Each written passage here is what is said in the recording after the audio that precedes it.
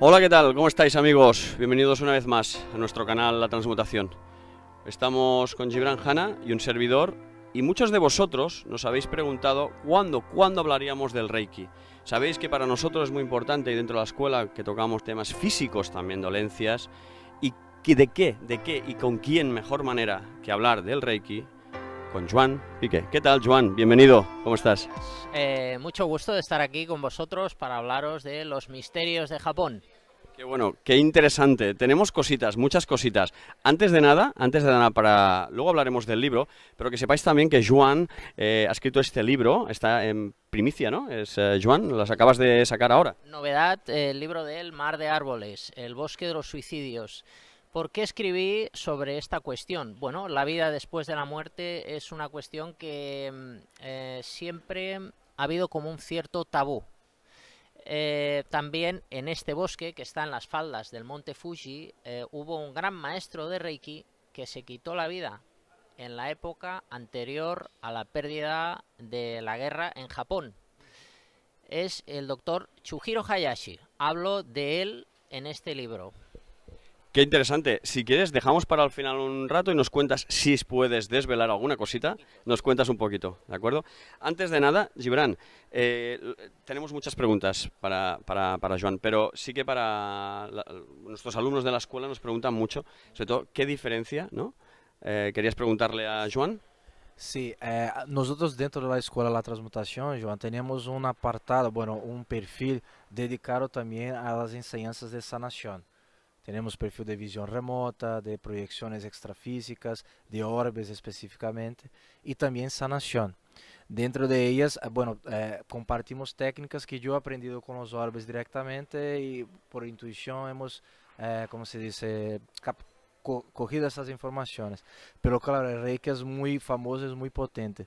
Me gustaría saber, que estamos hablando fuera aquí, para ti, ¿cuáles son? Porque parece que hay una diferencia grande entre el Reiki del Japón tradicional de lo que se practica aquí en el mundo occidental, ¿no? ¿Cuáles son esas diferencias? Bueno, es una cuestión delicada porque hay muchos maestros de Reiki que están difundiendo esta disciplina y la gran diferencia es en muchos aspectos preocupante. ¿Preocupante por qué? Porque mucha gente cree que sabe lo que es el Reiki, saben lo que están enseñando, lo que están practicando, pero lo cierto es que no es así. ¿Por qué soy tan atrevido en decir estas afirmaciones? Bueno, ya han sido 11 viajes de investigación. Allí me formé con 4 líneas diferentes, obteniendo lo que se conoce como la certificación de Shihan. Shihan es maestría o maestro. Allí no es una cuestión de dinero, Occidente sí. Esa sería una de las grandes diferencias. Occidente se ha convertido como en un mercadeo en el que una persona paga por una formación de un fin de semana y se le da un certificado.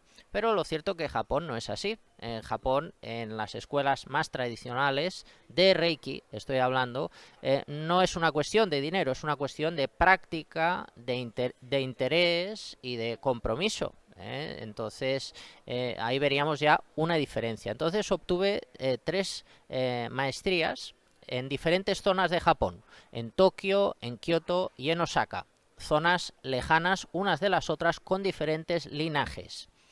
Todas coinciden en algo, en una serie de técnicas, que no estamos hablando ni de una, ni de dos, ni de tres, sino unas 30 con nombre, que implican la práctica de la meditación, de la poesía, técnicas para desintoxicar el cuerpo, técnicas para potenciar la espiritualidad, entonces incluso masaje, protocolos de masaje. Entonces eso en Occidente no llegó.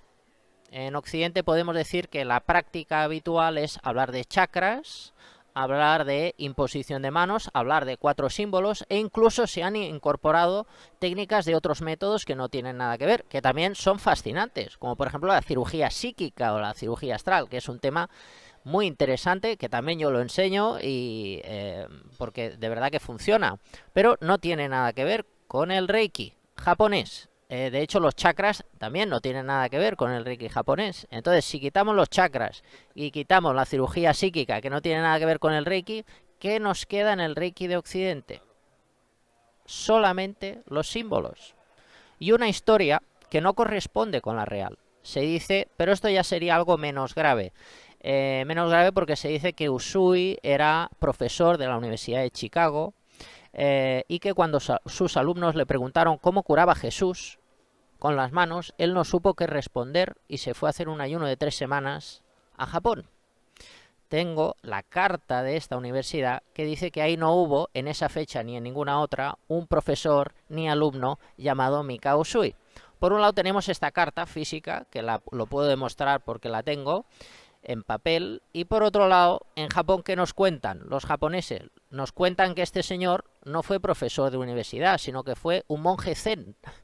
Fue un monje zen, de hecho se dice, incluso a veces se cuenta que fue secretario de un político y que cuando ya se retiró se dejó su familia y para obtener la iluminación hizo un retiro de 3 años en un templo zen de Kioto. Y después, para aún potenciar más ese estado que había conseguido, hizo un ayuno de 3 semanas en una montaña llamada el Kuramayama, cerca de Kioto.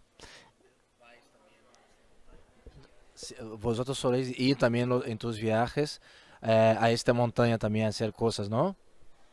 Así es, este es uno de los lugares que visitamos. Llevo grupos a Japón de gente para iniciarlos en Reiki y hacemos un peregrinaje por diferentes lugares de poder en los que tienen relación con el Reiki. Visitamos templos y esta montaña, el Kuramayama, que por cierto se ven orbes en las fotografías que tomamos, orbes no sutiles, sino como bombillas, tengo fotos también. Entonces en esa montaña se ven esos orbes y ahí en un punto determinado llamado el árbol del fin, que aquí tengo una novedad que luego en primicia os contaré. Todavía no. Al final de este programa voy a decir la primicia. Lamentablemente es una tragedia lo que voy a contar para el mundo Reiki, pero la gente lo tiene que saber, entonces es en relación a esta montaña. Luego lo cuento al final del programa. Entonces ahí doy lo que se conoce como el Reishu, la iniciación, la sintonización. Es como un ritual que te conecta con esta energía misteriosa y te ayuda a potenciar la espiritualidad. Me gustaría hacer un montón de preguntas, luego te dejo, ¿vale? Está bien. Tenemos a Joan aquí que llevamos días Persiguiendo. Y perdonar, llevamos días persiguiendo a Joan y tenemos muchísimas preguntas, pero dale. Sí, Joan, ¿no? Que has hablado un poco sobre que uno de los métodos de este Reiki que aprendes en Japón, también aprendes algo como poesías. ¿Cómo es, o sea, la poesía también puede sanar? ¿Cómo es esto? Bueno, efectivamente, la poesía puede sanar porque son como mensajes muy profundos. Entonces, si nos vamos al año 1922 y hablamos del emperador de Japón, no estamos hablando de un ser humano, estamos hablando de un dios. En el 45 se acabaron los dioses en palacio, pero en el 1922 de verdad que pensar en el emperador de Japón producía una devoción. Eso se define con una palabra, devoción, kokoro. El kokoro en Japón sería el corazón, lo que nosotros podemos entender como el aspecto devocional. Entonces, en el 1922, el creador de todo esto, el señor Mikao Usui, pensó en crear un método y que ese método ayudara a las personas a tener una espiritualidad práctica, sin necesidad de internarse en un templo y abandonar a la familia. En el día a día incorporar esa conexión con lo divino y obtener también esa dicha, esa iluminación. Entonces la poesía que a este señor le inspiró fue con la que él creció siendo un niño. Estamos hablando del emperador Meiji. Meiji fue el que sucedió a el reinado de Tokugawa Ieyasu, que fue aquel gran samurái, para mí el mejor de todos, porque fue el que consiguió unificar Japón. La era Meiji fue la que vino después de Tokugawa, la que hizo el Japón moderno. Entonces se dice de Meiji que fue, bueno, hablando de historia, podemos decir que fue el que prohibió, con una ley llamada Hattorei, el que prohibió los samuráis. Entonces fue un tema que a Mikao Usui, el creador de Reiki, lo cogió, yo he cifrado las fechas, lo cogió con una edad de más o menos 12 años. Entonces se dice que Mikao Usui venía de ancestros samuráis, pero en esa época eran fabricantes de sake. Entonces Usui se dice que tenía gran devoción por este emperador, el emperador Meiji, porque decían que era un gran psíquico, una gran persona espiritual, de gran corazón, y que canalizó más de 100.000 poesías cortas. Otros dicen 150.000, pero de esas 100.000 o 150.000 estamos hablando de una exageración. Para que la gente se haga una idea del tipo de poesía, hay algo que se ha hecho famoso en Occidente, que es el haiku. El haiku es la poesía, formato de poesía corto japonés. Estas concretamente eran waka. Waka es otro formato corto que tú dices la poesía y ves que tiene una profundidad que el solo hecho de escucharlo te genera trascender problemas de la vida cotidiana. Luego al final del programa, si queréis, digo una. Para que os quedáis con esa sensación, ese doble mensaje. Entonces, en el Reiki lo que se hace y lo que se hacía en el Reiki japonés tradicional, incluso para sanar, se recitaba una poesía. El terapeuta o el practicante de Reiki cogía el libro de las 100 poesías que Usui había seleccionado, la recitaba en voz alta y luego hacía la imposición de manos. Eso sería una manera, antes de hacer Reiki, recitar una poesía. Estamos hablando de lo tradicional. O otra manera sería, recitas una poesía en relación al problema que estás teniendo en tu vida y te pones a meditar. Pero la meditación del Reiki se llama Hatsureiho. Esa es la meditación, el nombre de la meditación. Hay muchas variantes de Hatsureiho, Genka sería la variante, pero lo que está claro es que si nos vayamos a Tokio, Kioto, Osaka, la meditación es el pilar del Reiki japonés tradicional. ¿Dónde está la meditación en el Reiki de Occidente? No existe. Entonces, ¿cómo va a funcionar Reiki?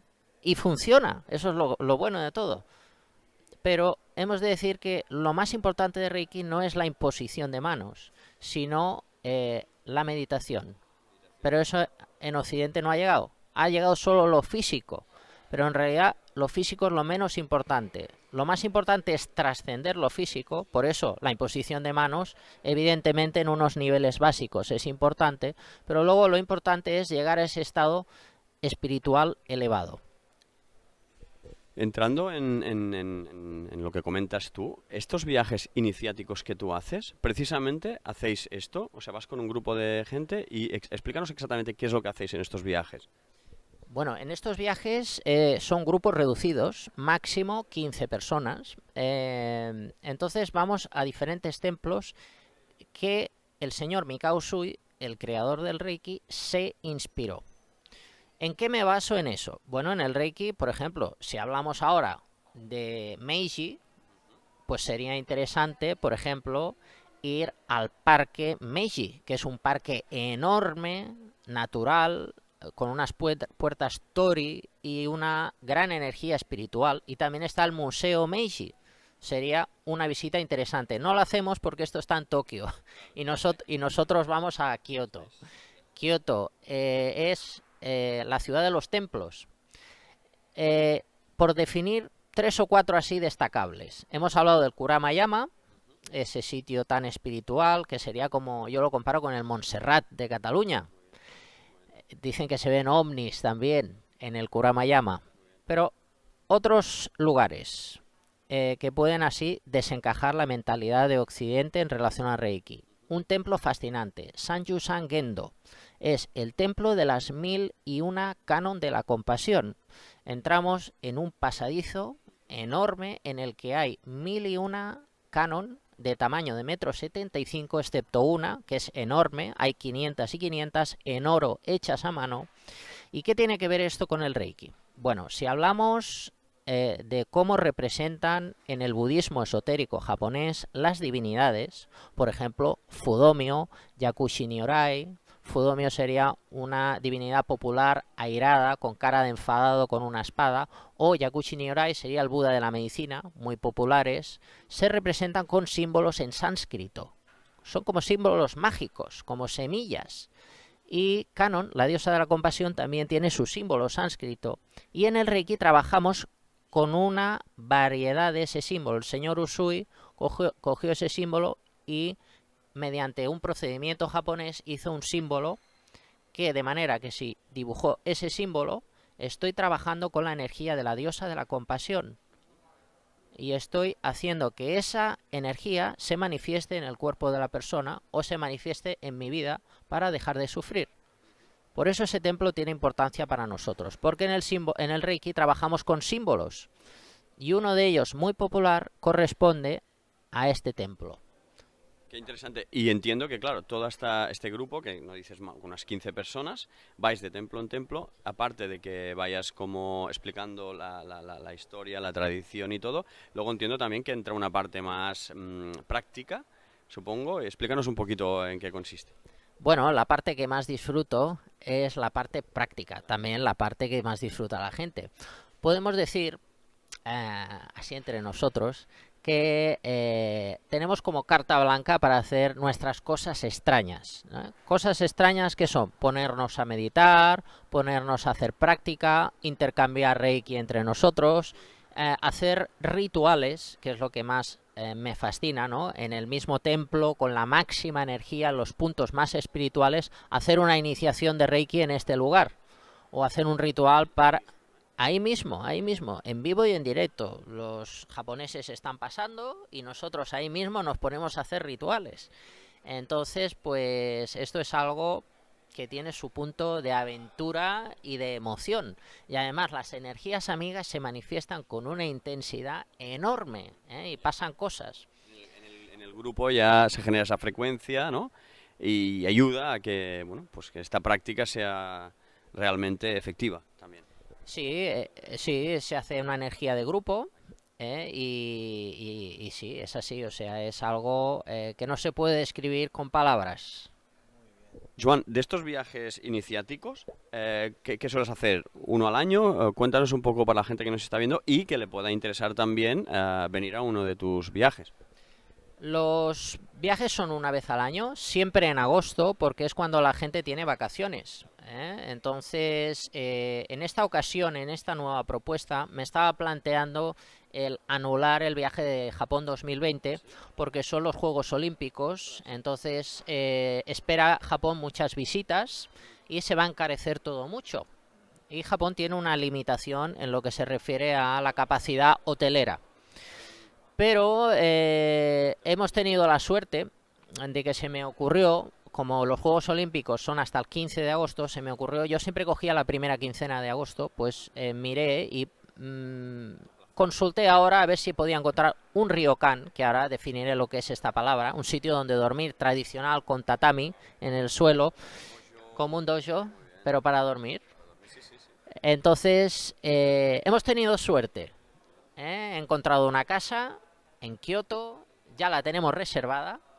Entonces sí que vais va a haber viaje a Japón, entonces las vacantes ya están abiertas y eso sí, en febrero está todo cerrado, aunque el viaje sea a finales de agosto.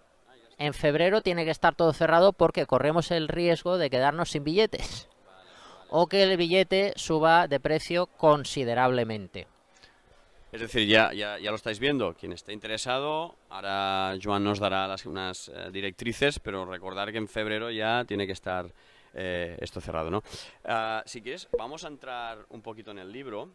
Antes de nada, deciros también, has nombrado que habían como unas fotos de orbs en un monte.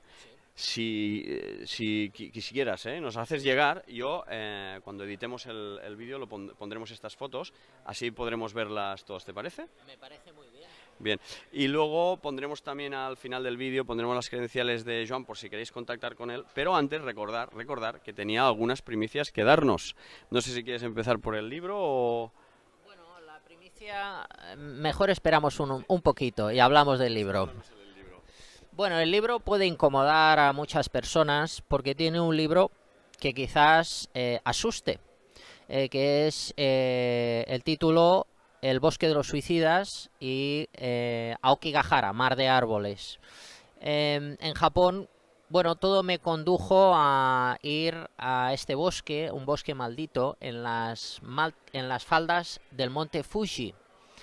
La gente me preguntaba sobre este bosque por una película americana que surgió en el año 2016 que tenía este título, El bosque de los suicidas. Entonces, bueno, encontré allí a Juanjo Verastegui, un señor peruano que investiga lo paranormal, y él se ofreció a acompañarme a este bosque con un grupo de gente, y dos de las personas del equipo eran sensitivas. Entonces, bueno, entramos en el bosque y empezaron a pasar fenómenos extraños que relato en este libro.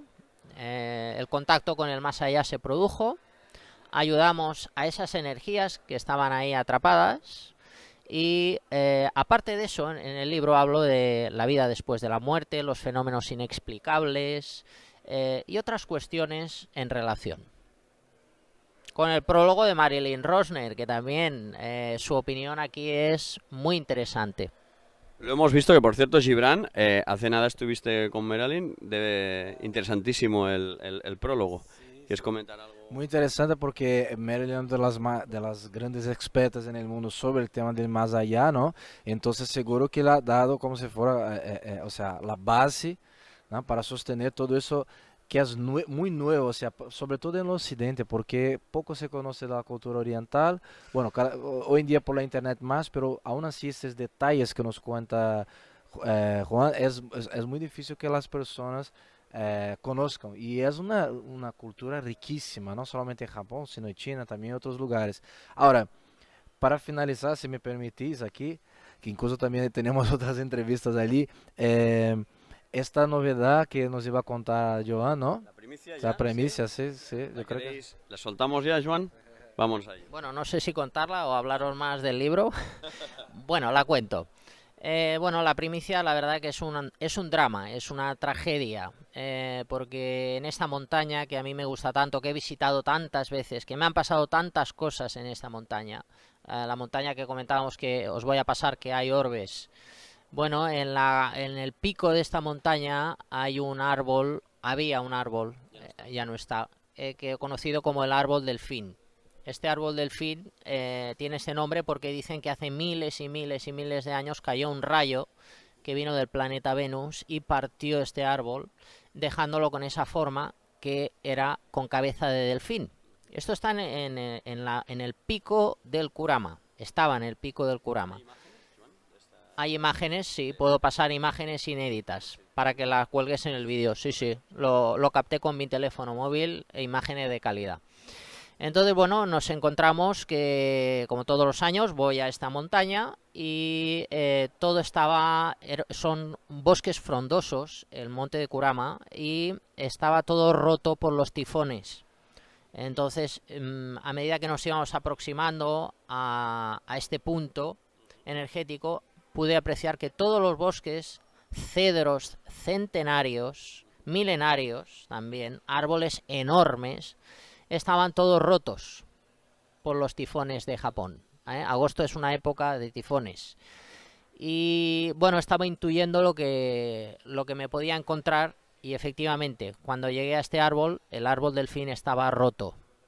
Había como un templito, como una capilla, donde ahí se daban las iniciaciones, y estaba todo el suelo levantado, el árbol delfín roto, y bueno, pues afortunadamente el árbol delfín comparte raíces con otro árbol, que es el árbol de los deseos, que tú tocas ese árbol y dicen que te concede deseos.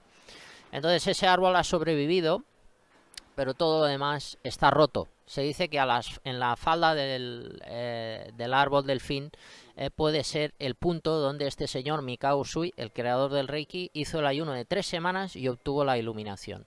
Entonces la primicia es esta, que el árbol delfín está roto, el punto donde más veneración hay en el Reiki, aparte del mausoleo en la tumba de Usui en Tokio. Este sería posiblemente el punto más importante en el mundo Reiki, el árbol delfín.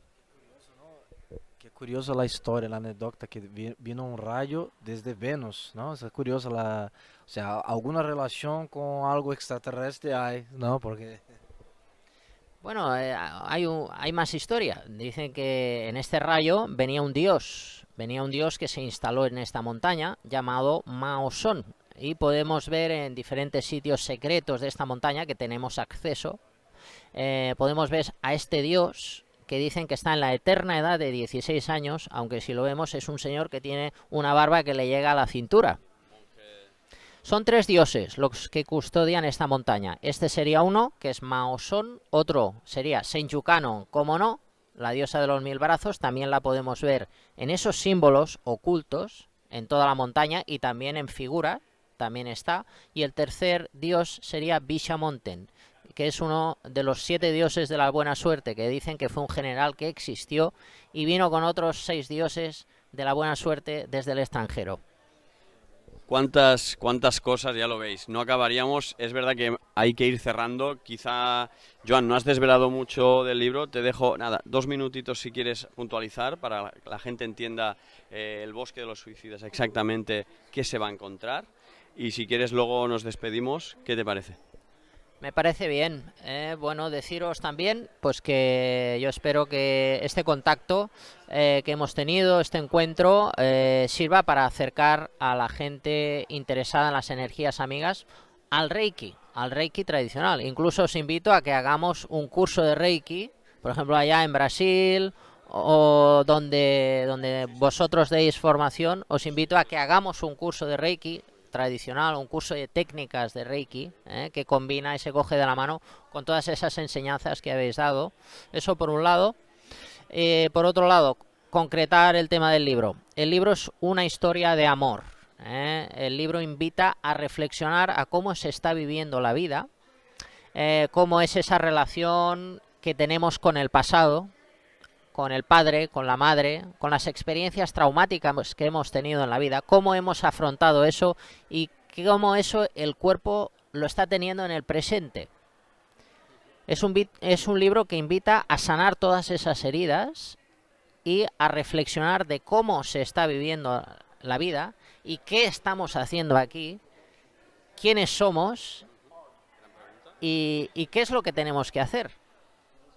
Qué interesante, ya lo veis, no acabaríamos, pero sí para cerrar, recordar que os publicaremos también en este vídeo las fotos de Orbs que comentaba Joan, os pondremos sus credenciales por si queréis contactar con él, pero no podemos cerrar, que recuerdo que nos has dicho que nos comentarías una poesía. Bueno, una poesía, una de las 100 poesías que el señor Usui, el creador del Reiki, seleccionó para la práctica del Reiki. La poesía es algo corto, y luego la persona tiene que reflexionar el mensaje oculto que esto lleva. Todo en Japón tiene un mensaje oculto, es una manera de protegerse. Una cosa es lo que aparenta, es como el Reiki, ¿no? Una cosa es lo que parece y otra cosa es lo que hay. Lo que hay siempre oculta algo maravilloso, pero eso es algo que la tradición no quiere mostrar a todo el mundo. Bueno, la poesía sería la siguiente. Incluso en días de apacible oleaje, los marineros vigilan el timón. Que hay un mensaje ahí detrás. O sea, que hay un simbolismo, un mensaje, algo que la propia, no sé, la vibración de la poesía lleva a uno a reflexionar de manera incluso inconsciente, ¿no? Totalmente. Son pocas palabras, pero directas que van al corazón. Pues fijaros, y ahora sí que cerramos, quisiera agradecer infinitas gracias. Es verdad que te tomo la palabra y podríamos montar, si ya lo coordinaremos, un taller para enseñar realmente esta parte técnica y adentrarnos, ¿no?, en esta inmensidad del Reiki, que en unas 30-40 minutos ha sido poquito. Queremos saber más, si quieres montamos un taller, ya lo coordinaremos. Agradecerte una vez más que hayas venido y que hayas apostado, Gibran. Sí, muchas gracias, has aportado mucho, seguro que nuestros alumnos, la gente que nos sigue, va a comprender mejor, y porque a mí me gusta también establecer la relación de cómo los orbes nos pueden ayudar a sanar, y esto sería ya otro tema que podríamos hablar. Entonces el Reiki, sobre todo desde la raíz, que nos seguro que nos va a ayudar muchísimo a crecer más, ¿no? Nos emplazamos pues hasta la próxima y un saludo. Gracias.